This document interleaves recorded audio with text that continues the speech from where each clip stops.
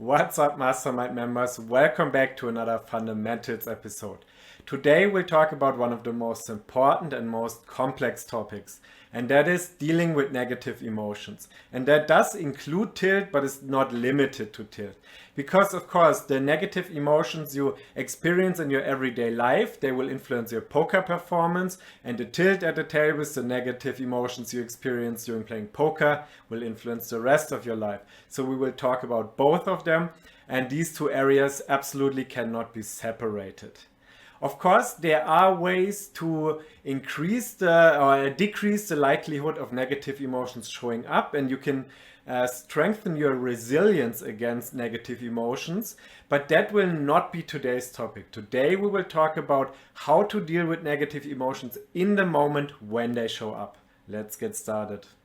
When facing negative emotions, we tend to use two strategies which both don't work very well, unfortunately. The first one being trying to avoid them, trying to hide or run from them.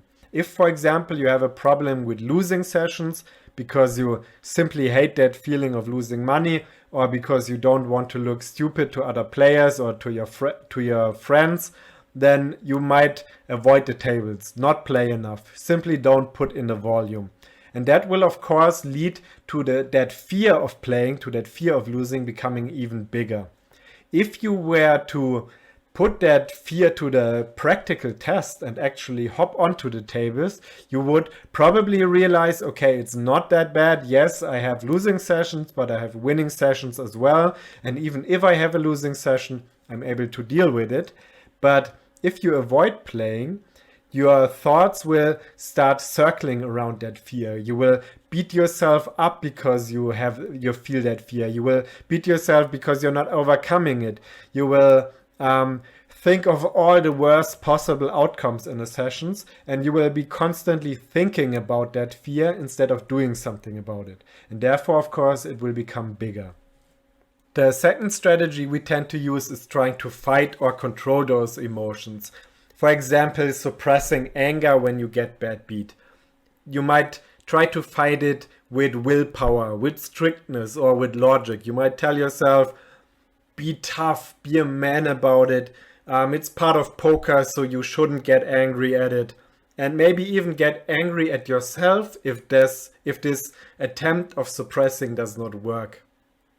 And of course, trying to fight that anger, trying to suppress it, will also lead to you constantly thinking about it and not redirecting your focus to where you actually want it to be.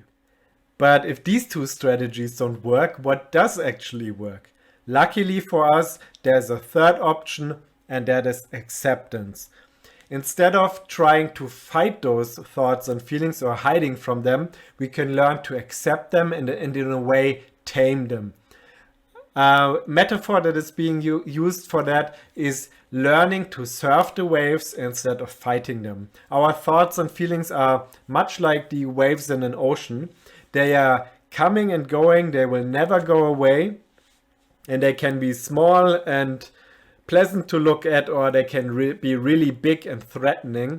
But either way, no matter how much you're trying to fight that fact, the waves will stay the same, the waves will keep doing what they do.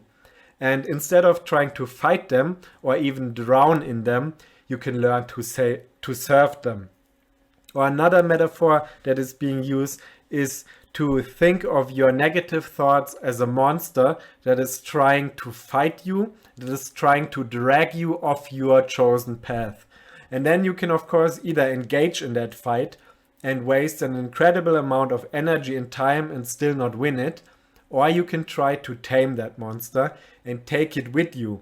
Take it with you on that path that you chose. So going after your goals and your values, the monster does not go away, but it will follow you and it will influence your behavior a lot less or not at all if you tame it.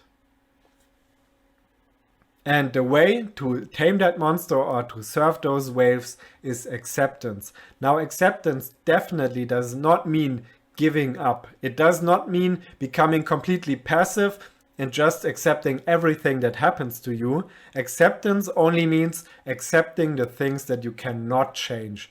And your thoughts and feelings are part of that. But what you can change, what you can control, is your behavior. Acceptance is about recognizing, acknowledging, and observing those thoughts and feelings, but without diving into them. Becoming a neutral observer and letting them come and go without getting deeply involved with them, without trying to fight them, without trying to judge them, without spending too much time thinking about them, but instead becoming that observer that sees them come and go.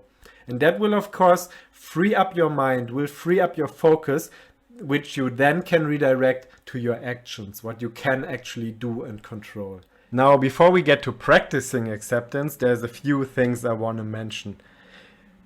While acceptance can be really powerful and can help you in the short term, it's no magic bullet. At some point, you might recognize and accept the negative feeling, and it will go away, or it will become a lot less intense. And then you might feel like you found that magic bullet.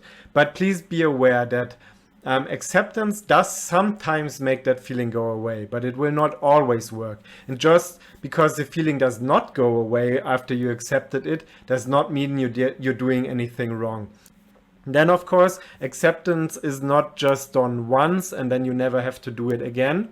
If you're able to accept the feeling and that feeling goes away, it might still come back a few hours later, a day later, or even just a few minutes later. So acceptance has to be done again and again and again. And just because you accepted a certain feeling once does not mean that at some point you will not struggle with it again, you will not try to hide from it or fight it again.